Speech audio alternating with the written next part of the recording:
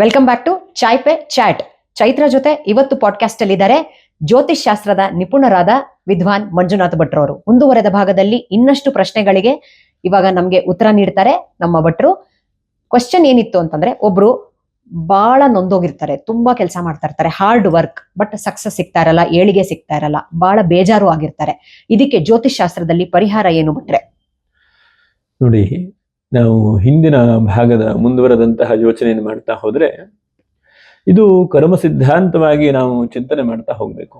ಶಾಸ್ತ್ರ ನಿರೂಪಣೆ ಮಾಡುವಾಗ ಋಷಿಮುನಿಗಳು ಕೆಲವು ಜನಕ್ಕೆ ಬಹಳ ಬೇಗನೆ ಆಗುತ್ತೆ, ಕೆಲವು ಜನಕ್ಕೆ ಅವರ ಜೀವನ ಪರ್ಯಂತವಾಗಿ ಸಂಪಾದನೆ ಮಾಡಿ ದುಡಿದು ಏನೇ ಮಾಡಿದ್ರು ಮೇಲ್ಮಟ್ಟಕ್ಕೆ ಬರ್ಲಿಕ್ಕೆ ಆಗುದಿಲ್ಲ.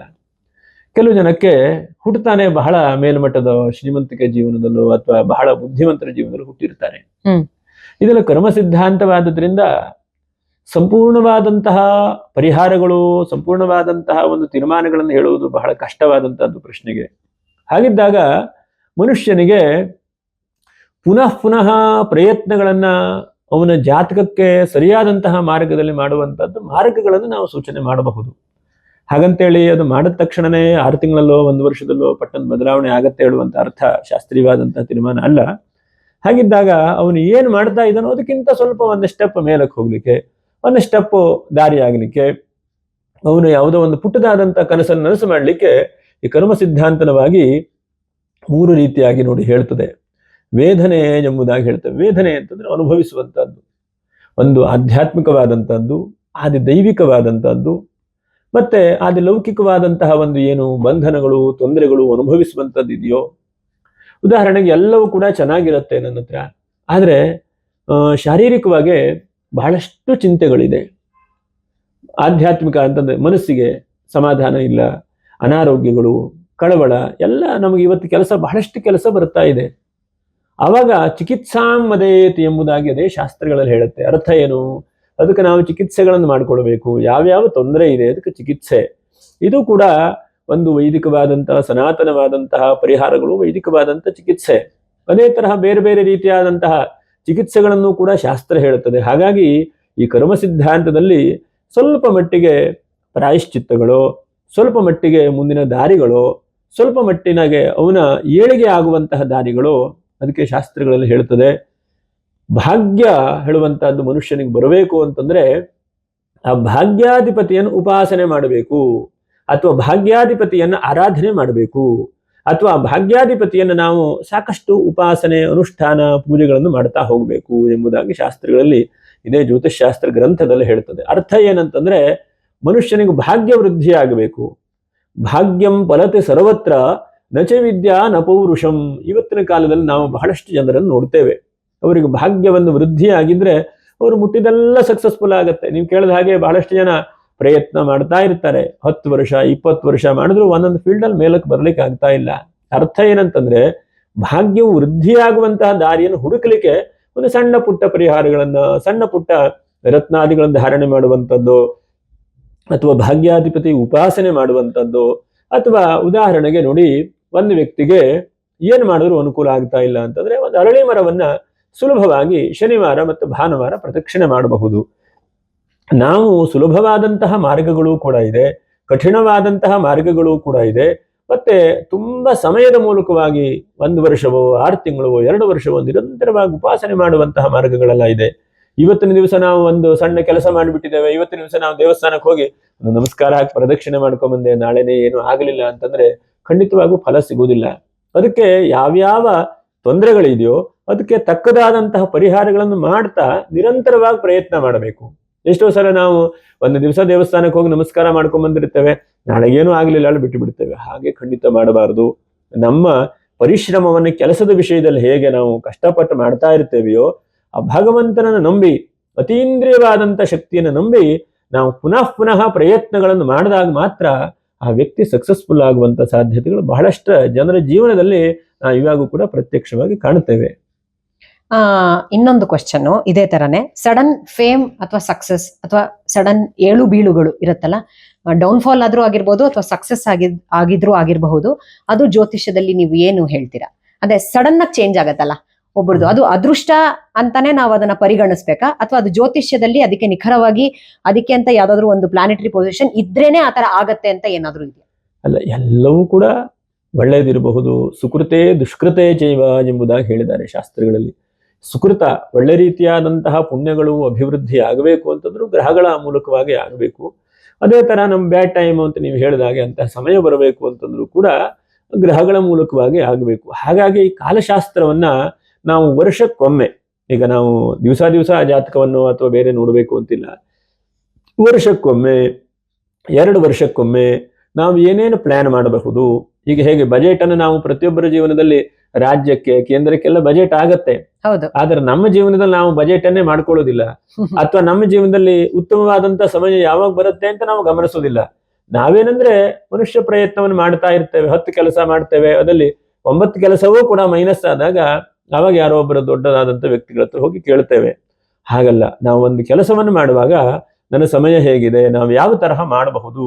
ಯಾಕಂದ್ರೆ ನಾವು ದೇಶೇ ಕುರಿಯಾತ್ ಕಾಲೇ ಕುರಿಯಾತ್ ಅಂದೆ ನಾನು. ಹಾಗಾಗಿ ನಮ್ಮ ಕಾಲ, ನಮ್ಮ ಸಮಯವೂ ಕೂಡ ಚೆನ್ನಾಗಿದ್ದಾಗ ಬಹಳಷ್ಟು ಹೆಸರು ಕೂಡ ಬರುತ್ತೆ, ಕೀರ್ತಿಯೂ ಕೂಡ ಬರುತ್ತೆ, ಒಳ್ಳೆ ರೀತಿಯಾದಂಥ ಸಂಪಾದನೆಯನ್ನು ಕೂಡ ಮನುಷ್ಯ ಮಾಡ್ತಾನೆ. ಹಾಗಾಗಿ ನಾವು ಬಹಳ ಮುಖ್ಯವಾಗಿ ಗಮನಿಸುವಂತಹದ್ದು ಗ್ರಹಗಳ ಮೂಲಕವಾಗೇ ಆಗತ್ತೆ. ಏಳು ಬೀಳು ಬರುವಂತಹದ್ದು ನಮ್ಮ ದಶಾಭುಕ್ತಿಗಳು, ಸಂಧಿಕಾಲಗಳು, ನಮ್ಮ ಟೈಮ್ ಮೇಲೆ ಖಂಡಿತವಾಗೂ ಆಗುತ್ತೆ. ಆದ್ರೆ ನಾವು ಅದನ್ನು ಗಮನಿಸ್ತಾ ಇದ್ರೆ, ಇಲ್ಲಪ್ಪ ನನಗೆ ಈ ಟೈಮ್ ಬಹಳ ಚೆನ್ನಾಗಿದೆ ಅಂತೇಳಿ ಹೇಳಿದ್ದಾರೆ, ಆ ಚೆನ್ನಾಗಿರುವಂತ ಟೈಮ್ ಬಂದಾಗ ನಾನು ಸಕ್ಸಸ್ಫುಲ್ ಖಂಡಿತವಾಗೂ ಆಗಬಹುದು ಹೇಳುವಂತಹ ಆ ಮನಸ್ಥಿತಿಯಿಂದ, ಮತ್ತೆ ಆ ಗ್ರಹಗಳ ಪೂರಕವಾಗಿದ್ದಾಗ ಖಂಡಿತವಾಗೂ ಸಕ್ಸಸ್ಫುಲ್ ಆಗ್ತಾನೆ ಆ ವ್ಯಕ್ತಿ. ಇನ್ನೊಂದು ಕ್ವಶನ್ ಒಟ್ರೆ, ನಮ್ದು ವಿಧಿ ಸ್ಟ್ರಾಂಗಾ ಅಥವಾ ನಮ್ದು ಲೈಫ್ ಚಾಯ್ಸಸ್, ಅಂದ್ರೆ ನಾವು ಇವತ್ತು ಮಾಡಿರುವಂತ ಆಲೋಚನೆಗಳು ಡಿಸಿಷನ್ ಸ್ಟ್ರಾಂಗಾ? ಇದು ಬಹಳ ತುಂಬಾ ಚಿಂತನೆ ಮಾಡಿ ಇದಕ್ಕೆ ಉತ್ತರ ಹೇಳಬೇಕು. ಯಾಕಂದ್ರೆ ವಿಧಿಪ್ರೀತಾಹ ದೇವತಾಹ ಎಂಬುದಾಗಿ ಒಂದು ಗ್ರಂಥಗಳಲ್ಲಿ ಹೇಳ್ತಾರೆ.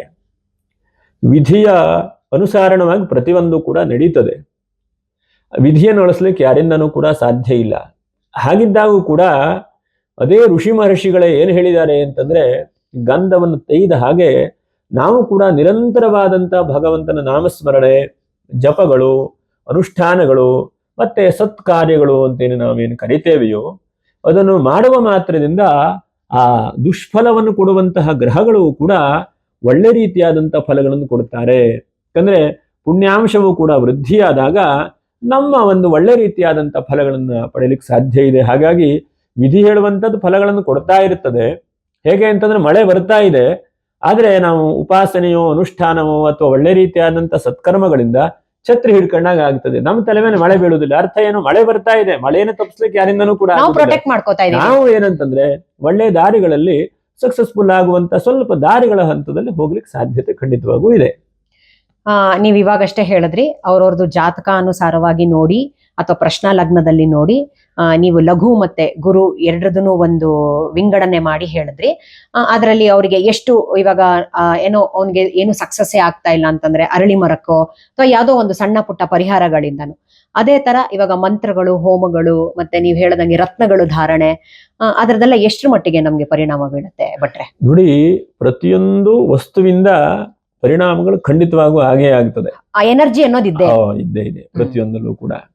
ಒಂದು ಮಾನಸಿಕವಾಗಿ ಆಗಬಹುದು, ಇನ್ನೊಂದು ದೈಹಿಕವಾಗಿ ಆಗಬಹುದು, ಇನ್ನೊಂದು ವ್ಯಕ್ತಿಗಳೆಲ್ಲ ಆಗಬಹುದು. ಹಾಗಾಗಿ ಈ ಪರಿಣಾಮ ಹೇಳುವಂತದ್ದು ಮಂತ್ರ, ಜಪ, ಪ್ರಕೃತಿ, ಪುರುಷ, ಹೀಗೆ ಎಲ್ಲದಲ್ಲೂ ಕೂಡ ಪರಿಣಾಮ ಏನೇ ಮಾಡಿ ನೀವು ಹಾಗೆ ಆಗ್ತದೆ. ಯಾವುದಲ್ಲೂ ಕೂಡ ಎನರ್ಜಿಗಳು ಇದ್ದೇ ಇದೆ. ಎನರ್ಜಿ ಇಲ್ಲದೆ ಯಾವುದೇ ವಸ್ತುಗಳು ಕೂಡ ಇಲ್ಲ. ಇವತ್ತಿನ ದಿವಸ, ಹಿಂದಿನ ಕಾಲದಲ್ಲೆಲ್ಲ ನೋಡಿ, ಅರಳಿ ಮರದ ಹತ್ರ ಹೋಗಿ ಸಾಮಾನ್ಯವಾಗಿ 1-2 ಗಂಟೆಗಳ ಕಾಲ ಕಳೀತಾ ಇದ್ರು, ಒಳ್ಳೆ ರೀತಿಯಾಗಿ ಬ್ರೀತಿಂಗ್ ಮಾಡ್ತಾ ಇದ್ರು. ಇವತ್ತು ಕೂಡ ಕೊರೋನಾವೋ ಮೊದಲಾದಂತಹ ರೋಗ ರುಜಿನ ಬಂದ ಮೇಲೆ ಇವಾಗ ಎಲ್ಲಿ ಸಸ್ಯಗಳಿದೆ, ಎಲ್ಲಿ ಒಳ್ಳೆ ರೀತಿಯಾದಂತಹ ಆಮ್ಲಜನಕ ಇದೆ, ಎಲ್ಲಿ ನಾವು ಚೆನ್ನಾಗಿ ಯೋಗ ಧ್ಯಾನಗಳನ್ನು ಮಾಡಬಹುದು ಎಂಬುದನ್ನು ಕೂಡ ಗಮನಿಸಿ ಅದ್ರ ಕಡೆ ಹೋಗ್ತಾ ಇದ್ದಾರೆ. ಹಾಗಾಗಿ ಈ ಪ್ರಕೃತಿ ದತ್ತವಾಗಿ ಮತ್ತೆ ಋಷಿಮುನಿಗಳ ಮೂಲಕವಾಗಿ ಬಂದಂತಹ ಶಾಸ್ತ್ರಗಳು, ವಿಧಿಗಳು, ಅನುಷ್ಠಾನ, ಉಪಾಸನೆಗಳಿದೆಯೋ ಅದು ಬಹಳ ರೀತಿಯಾಗಿದೆ. ಕೇವಲ ಒಂದೇ ರೀತಿಯಾದಂಥದ್ದು ಅಂತ ಏನೇನಿಲ್ಲ. ಅವರವರಿಗೆ ಯಾವ್ಯಾವುದು ಮಾಡ್ಲಿಕ್ಕೆ ಸಾಧ್ಯವಾಗುತ್ತೋ, ಅಥವಾ ಅವರವರ ಶಕ್ತಿ ಯಾವ್ಯಾವ್ದಿದೆಯೋ, ಅಥವಾ ಅವರವರ ಒಂದು ಶಾರೀರಿಕವಾದಂಥ ಬಲಿಷ್ಠವಾದಂಥ ಒಂದು ಶಕ್ತಿ ಯಾವುದಿದೆಯೋ ಆ ತರಹ ಉಪಾಸನಾದಿಗಳನ್ನು ಅಥವಾ ಸಾಧ್ಯವಾದ ಮಟ್ಟಿಗೆ ಭಗವಂತನನ್ನ ಜಪ, ಅನುಷ್ಠಾನ, ನಾಮಸ್ಮರಣೆ ಅಥವಾ ವಿಷ್ಣು ಸಹಸ್ರನಾಮ ಪಾರಾಯಣೆ ನೋಡಿ, ಒಬ್ಬರಿಗೆ ಸಂತಾನ ಇರಲಿಲ್ಲ, ಅವರು ಬಹಳಷ್ಟು ಕಷ್ಟದಲ್ಲಿದ್ರು, ಬಹಳ ಪ್ರಯತ್ನ ಮಾಡ್ತಾ ಇದ್ರು. ಆಸ್ಪತ್ರೆಗೆ ಹೋಗಿ ಕೇಳಿದಾಗ ನಿಮಗೆ ಆಗ್ತದೆಯಪ್ಪ, ಸ್ವಲ್ಪ ವೇಟ್ ಮಾಡಿ ಅಂತ ಹೇಳ್ತಾ ಇದ್ರು. ಆದ್ರೆ ಅಕ್ಕಪಕ್ಕದ ವ್ಯಕ್ತಿಗಳು, ಅವರ ಕುಟುಂಬದ ಸದಸ್ಯರು ಅವರಿಗೆ, ಏನಪ್ಪಾ ನಿಮ್ಮ ಮಕ್ಕಳೇ ಆಗ್ಲಿಲ್ಲ, ಏನಾದ್ರು ಚಿಕಿತ್ಸೆ ಮಾಡಿಸ್ಕೊಳ್ಬೇಕಪ್ಪ ಅಂತಂದ್ರೆ ಚಿಕಿತ್ಸೆ ಮಾಡಿಸ್ಕೊಳ್ಲಿಕ್ಕೆ ಹಣ ಇಲ್ಲ.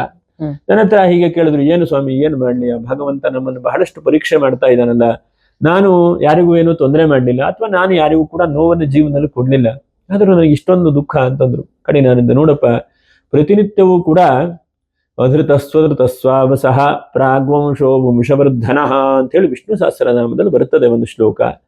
ನೀನು ಪ್ರತಿನಿತ್ಯವೂ ಕೂಡ ಗಂಡ ಹೆಂಡತಿ ಶುದ್ಧವಾದಂಥ ಒಂದು ರೀತಿಯಲ್ಲಿ ಒಂದು ವೆಂಕಟರಮಣನ ಫೋಟೋ ಇಟ್ಕೊಂಡು ಬೆಳಗ್ಗೆಯೂ ಕೂಡ ವಿಷ್ಣು ಸಹಸ್ರನಾಮ ಹೇಳಿ, ಸಂಜೆಯೂ ಕೂಡ ವಿಷ್ಣು ಸಹಸ್ರನಾಮವನ್ನು ಹೇಳಿ.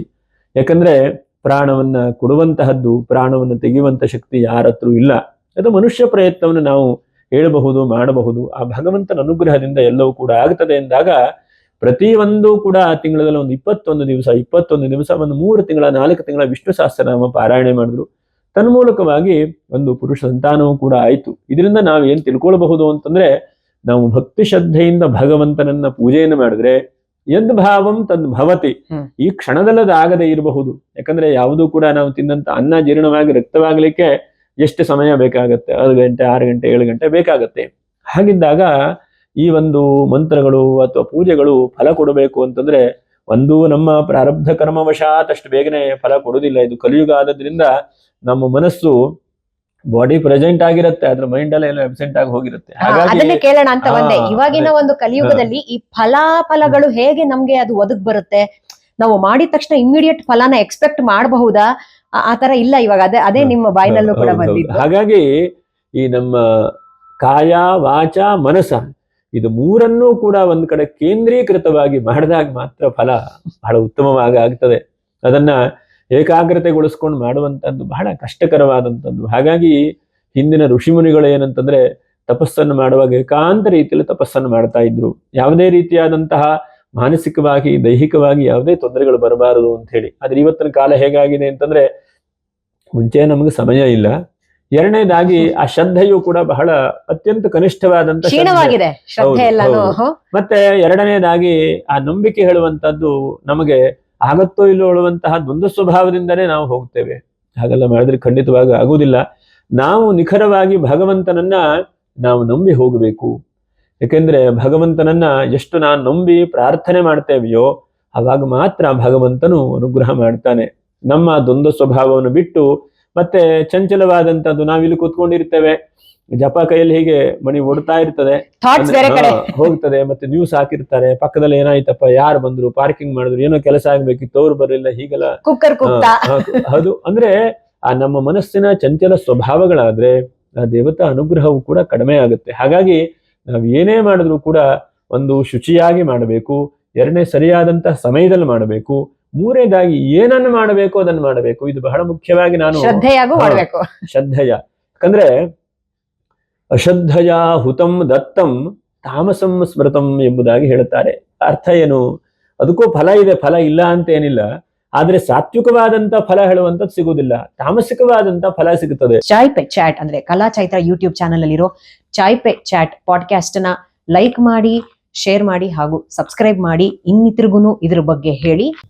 ಇಷ್ಟೋ ತನಕ ಚಾಯ್ ಪೆ ಚಾಟ್ ಪಾಡ್ಕಾಸ್ಟ್ ಅಲ್ಲಿ ಜ್ಯೋತಿಷದ ಬಗ್ಗೆ ತಿಳ್ಕೊಂಡ್ವಿ. ಮುಂದಿನ ಎಪಿಸೋಡ್ಸ್ ಕೂಡ ಇದೇ ತರ ಅಸ್ಟ್ರಾಲಜಿ, ಜ್ಯೋತಿಷದ ಬಗ್ಗೆ ಇನ್ನಷ್ಟು ತಿಳ್ಕೊಳ್ಳೋಣ ವಿದ್ವಾನ್ ಮಂಜುನಾಥ್ ಭಟ್ರ ಜೊತೆ. ನಮಸ್ಕಾರ.